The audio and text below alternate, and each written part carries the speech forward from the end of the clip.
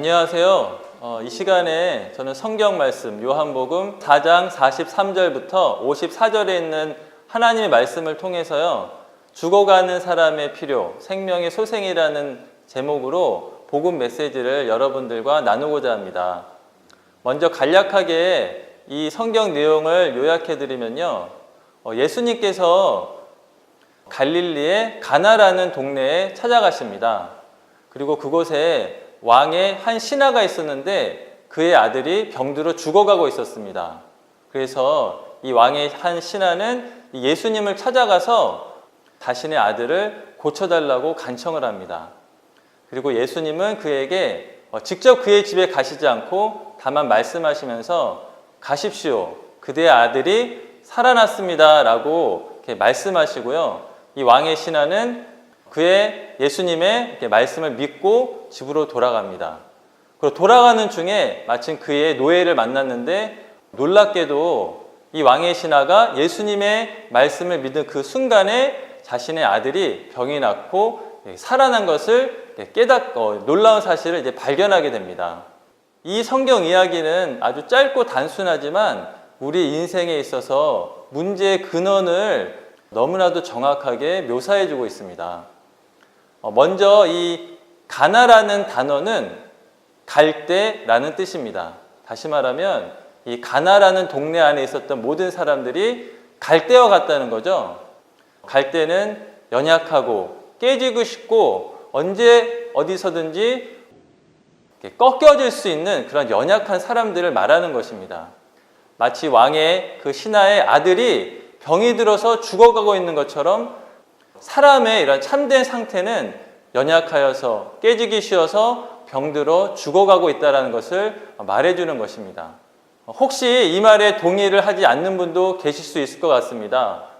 나는 건강만큼은 자신 있다 라고 말할지 모르겠는데요, 이러한 비유를 들어보겠습니다. 인생의 수명이 70세라면 이 70세는 70달러에 비유할 수가 있는 것입니다. 그래서 만약 10살까지 살았다면 10달러를 쓰고 60달러가 남은 거죠. 30살을 살았다면 30달러를 쓰고 40달러가 남은 것입니다. 60살을 살았다면 이제 10달러가 남은 거죠. 만약 70세를 살았다면 모든 돈을 다 소비하여서 결국 죽게 되는 것입니다. 여러분들에게는 지금 몇 달러가 남았습니까? 40달러, 30달러 이렇게 남았을지 모르겠지만 결국에는 그 모든 돈을 다 허비하고 결국 죽게 되는 것이 우리가 피할 수 없는 이러한 사람의 운명인 것입니다. 바로 이러한 가나라는 동네에는 다 이러한 사람들로만 살고 있었고 그들에게는 소망이 없었습니다. 그러나 여기 놀랍게도 예수님이 이러한 가나라는 동네를 방문하신 것입니다. 왕의 신하의 한 아들, 죽어가고 있었습니다. 왕도 그 신하의 아들에게 어떠한 도움도 줄 수 없었습니다. 이 왕의 신하는 죽어가는 아들을 위하여서 왕에게 찾아가서 아무런 소용이 없었습니다. 그러나 그 동네에 찾아가신 예수님은 이 죽어가는 아들에게 참된 생명을 줄 수 있는 놀라운 분이신 것입니다. 이것이 얼마나 큰 복된 소식입니까? 예수님께서 우리에게 생명을 주시려고 찾아오신 것입니다. 요한복음 10장 10절에 보면 내가 온 것은 양으로 생명을 얻게 하기 위함이라고 하였습니다. 그리고 요한복음 3장 16절은 독생자를 믿는 사람마다 멸망치 않고 영생을 얻는다고 하였습니다. 놀랍게도 이 주 예수님은 직접 그 왕의 신하의 아들에게 찾아가지 않고 다만 말씀만으로 그 아이를 고친 걸 볼 수가 있습니다. 이 방송을 듣는 분들께서 주 예수님을 눈으로 보지는 못하였을지라도 하나님의 말씀을 마음으로 믿고 이 말씀대로 주 예수님을 영접한다면 정말 이 놀라운 생명을 영접하고 죽어가는 인생에서 소생되는 이런 놀라운 삶으로 바뀔 것이라고 생각합니다. 짧은 시간이었지만 이러한 성경 말씀을 통해서 주 예수님의 말씀을 믿고 이런 놀라운 생명을 영접하시기를 바랍니다. 방금 가나에서 왕의 신하의 아들이 죽어가고 있었는데 예수님께서 찾아오셔서 그 아이를 고쳐주신 그 이야기를 들었습니다. 이 이야기와 관련해서 몇 가지 중점을 같이 한번 다시 상기해 보겠습니다. 첫째, 아까 말씀드렸다시피 가나는 갈대를 의미합니다. 성경에서 갈대는 깨어지기 쉽고 연약하고 부서지기 쉬운 이런 사람들을 상징합니다. 어떻게 보면 우리의 인생은 살아있고 아주 활력이 넘치는 것 같지만 또 다른 면에서 죽어가고 있고 이렇게 부서지기 쉬운 그러한 인생이라고 할 수가 있습니다. 여러분의 인생은 어떻습니까? 우리의 인생은 이렇게 깨지기 쉬운 연약한 갈대 같은 인생임을 우리가 이 성경 말씀을 통해서 깨달을 수가 있습니다. 두 번째 중점은 그 지역, 가나 지역에 왕의 신하의 아들이 있었는데 그 아들이 죽어가고 있었다는 것입니다. 아버지는 왕의 신하로서 아주 권세 있는 그런 사람이었을 것입니다. 하지만 이처럼 권력 있고 권세가 있는 아버지였지만 죽어가는 아들 앞에서 너무나 무력한 자신을 보았을 것입니다. 정말 이 아들을 살리기 위해서 모든 것을 다 해보려고 했겠지만 어찌할 도리가 없었습니다. 이 죽어가는 아들은 우리 모두의 인생을 보여준다고 할 수가 있습니다. 우리도 한 번 나서 인생을 살아가지만 결국 죽음이라는 종착역을 향해 달려가고 있습니다.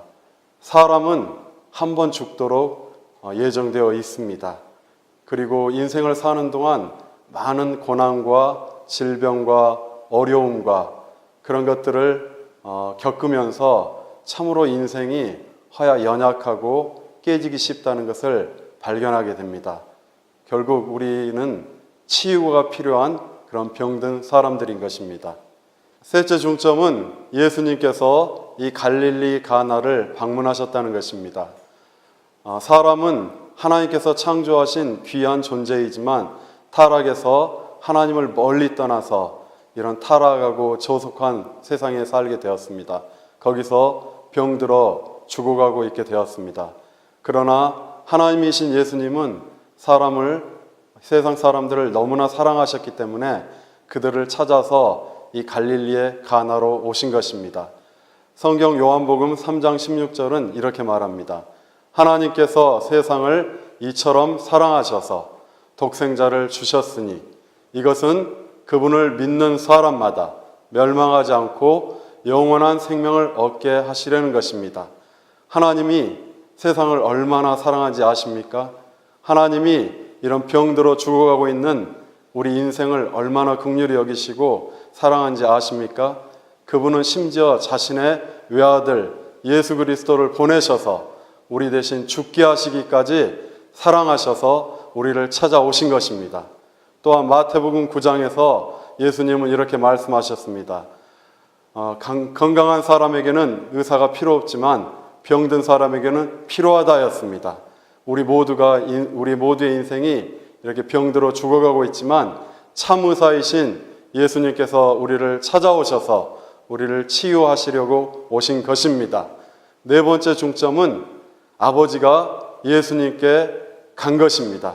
그는 예수님에 대한 말씀을 듣고 이분이 정말 뭔가 치유하실 수 있겠구나, 이분께 가면 뭔가 해답을 얻을 수 있겠구나 생각하면서 예수님을 찾아갔습니다. 우리의 절박한 필요, 우리의 모든 필요를 가지고 있는 상태 그대로 예수님께 나아가는 것이 너무나 중요합니다. 예수님은 말씀하셨습니다. 나에게 오는 사람을 내가 결코 내어쫓지 않을 것입니다. 우리의 필요를 가지고 우리의 연약함을 가지고 그대로 예수님께 나아가지 않겠습니까? 다섯 번째 중점은 이 아버지가 예수님의 말씀을 듣고 믿은 것입니다. 예수님은 아버지에게 이렇게 말씀하셨습니다. 가십시오. 그대의 아들이 살았습니다. 이러한 예수님의 말씀은 생명을 주는 말씀입니다. 그러한 일반적인 사람의 말이 아니라 사람을 살리시고 사람에게 생명을 주시는 예수님의 말씀이었습니다. 우리도 한번 같이 주님의 말씀을 들어보지 않겠습니까? 주님은 말씀하셨습니다. 가십시오. 그대의 아들이 살았습니다. 우리도 이러한 말씀을 받아들이고 믿을 때에 우리의 모든 연약함과 병과 죄가 다 치료받고 우리는 살아나게 되는 것입니다. 주님은 또한 요한복음 5장에서도 이렇게 말씀하셨습니다. 내 말을 듣고 또 나를 보내신 이를 믿는 사람은 영원한 생명을 가졌고 심판을 받지 아니하며 사망에서 생명으로 들어갔습니다. 할렐루야! 우리가 주님의 말씀을 들을 때에 영원한 생명을 얻게 되는 것입니다. 예수님께서 이 아이를 살리신 이야기는 2000년 전에 발생했지만 현재 지금 살고 있는 우리와 동떨어진 이야기가 아닙니다. 왜냐하면 예수님은 십자가에서 우리를 위해서 죽으시고 3일 만에 부활하셔서 생명 주시는 영이 되셨습니다. 지금 영은 헬라어로 공기와 혹은 바람으로도 번역될 수 있는 단어입니다. 공기가 눈에 보이지 않지만 여기에 충만한 것처럼 예수님도 영으로서 이곳에 충만하시고 함께 계십니다.